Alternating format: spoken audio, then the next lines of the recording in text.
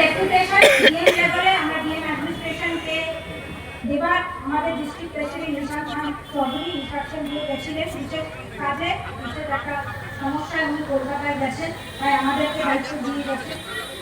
আমরা as usual DM ম্যাডামকে পেলাম না, উনি এসডিও সাহেবকে দায়িত্ব দিয়েছিলেন। আমরা এসডিও সাহেবের কাছে গেলাম এবং উনি অনেক কিছুই বোঝানোর চেষ্টা করলেন, কিন্তু আমরা যেটা বুঝলাম বা বলতে পারি যে কোনো প্রসেসটা কিন্তু স্লোভাবে চলছে এবং আমরা কিন্তু সন্তুষ্ট নই।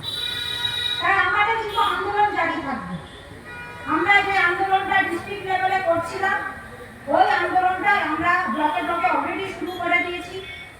হরিশ্চন্দ্রপুর হয়ে গেছে, আমাদের রতুয়া আগামীকাল আছে, তারপর মালতীপুর, চাঁচল, মানিকচক, বৈষ্ণবনগর প্রত্যেকটা ব্লকে আমরা এই প্রোগ্রামটা করবো। তারপর অঞ্চল ওয়াইজ করবো, কারণ সাধারণ মানুষ জানুক যে আর কেউ লড়াই করুক আর না করুক, আর কেউ যারা করছে অনেক কিছুই করছে, নাটকও করছে, কিন্তু আমরা লড়াই করছি এবং আমরা প্রত্যেকটা ভোটারের জন্য লড়াই করছি। যে যাকে ইচ্ছা ভোট দেবে, আমরা ভোটারদের জন্য লড়াই করছি, মানুষের জন্য লড়াই করছি, কারণ এটা মানুষের সাংবিধানিক অধিকার।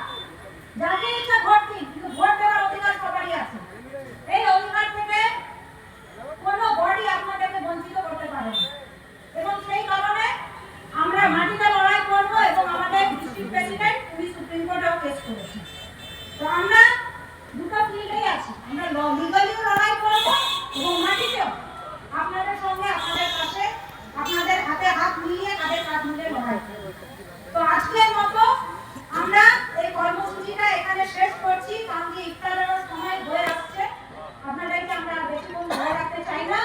সবাইকে অনেক অনেক ধন্যবাদ জানিয়ে, যারা পার্টিসিপেট করেছেন আবার ধন্যবাদ জানিয়ে আমি আমার সংক্ষিপ্ত বক্তব্য শেষ করছি এবং এখানকার প্রোগ্রামের সমাপ্তি ঘোষণা করছি।